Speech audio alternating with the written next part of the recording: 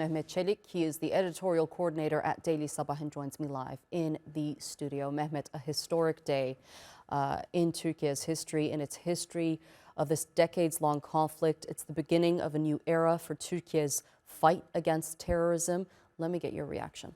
Well, I think it's a very delicate moment, as well as it is a historic one, and as it is a significant one for not just for the Kurds or the Turks within Turkey's border, but for the region itself. I think it's a very significant moment. It's a very delicate moment at the same time because the PKK as an entity has so many different layers, right? It operates in different countries, including even European capitals. So for that, in that sense, I think, you know, how this will evolve into something that is tangible, how this would materialize, it is something that needs to be handled very carefully and not rushed. I think the key moment here is that every single step must be taken with a grain of salt at one point, but on the other hand, very delicately, and that will to resolve this issue must be sustained for the long-term outcomes and the long-term results that both sides want to achieve from this process. It is something that will benefit not only Turkey within its borders, but also the neighboring countries, as the PKK has been one of the key source of instability in the region, particularly northern Iraq and northern Syria, Turkey's southeast border, as well as some parts of Iran. So the elimination of this armed conflict will bring many positive outcomes to the wider region. But I think also we need to acknowledge that, you know, due to this process being very multi-layered, multi-tiered, including judicial processes, even security-related matters, some new reforms may be required. It will be a process that will not turn into tangible results from day one or day two. We need to wait and see how you know, each actor will do their part and will make sure that they carry their responsibility so that this process turns into something that is tangible. Regarding this process, as you mentioned, it's multi-layered, it's multi-dimensional. There are a lot of moving parts. It's going to be a long process. This has been a deep-rooted conflict within Turkey's history. The Dem Party is going to play an important role during this process. For our viewers who might not be aware of who the Dem Party is and the role that they're playing in all of it, can you please just break that down for us? Talk to us about their position and some insight on how they're navigating this process. So basically, I mean, one of the key actors in this process is the Dem Party. Previously, they have operated, or they actually continued this political process or political movement under different acronyms, but the party was shut down several times because they were acting not as a party that embraces the whole Turkey as a nation, as the voters, or as a political party that addressed the issue of Turkey in general, but they focused solely as an actor that was linked to PKK and in a way they tried to legitimize the PKK's terrorist activities. Now I think due to the effective policies in the region, PKK's arguments no longer were enough to recruit members to carry out armed conflict. On the other hand, even the voter base for Dem Party or the previous HDP, for example, the voter base itself does not want an armed conflict because the issue is no longer seen as an issue that can be solved through terror activities. They do not support it because there were reforms made for Kurdish rights. I mean, the Kurdish language itself was a taboo in Turkey.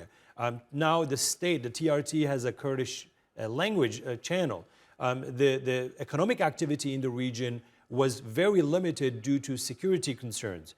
Security itself was not very well established in the region due to the very armed conflict within the streets of some of the key cities in the region. Now that these have been eliminated due to following very successful counterterrorism operations, following successful reforms and other developments that have shaped the region to a different picture, now the PKK's ideology, or the very blunt or very stark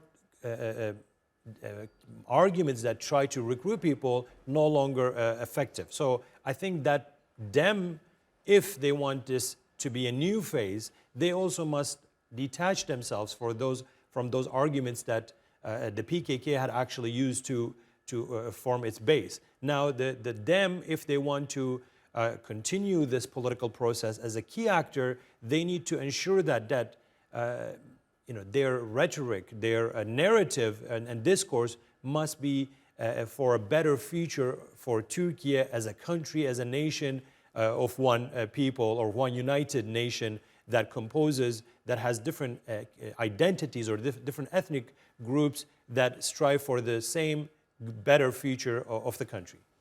You mentioned Turkey's counterterrorism operations. We've seen them conduct many operations, especially along its border, to keep its borders and countries safe. Diplomacy has been a key factor, especially in recent time, between Iraq and Syria to ensure that these operations are conducted effectively.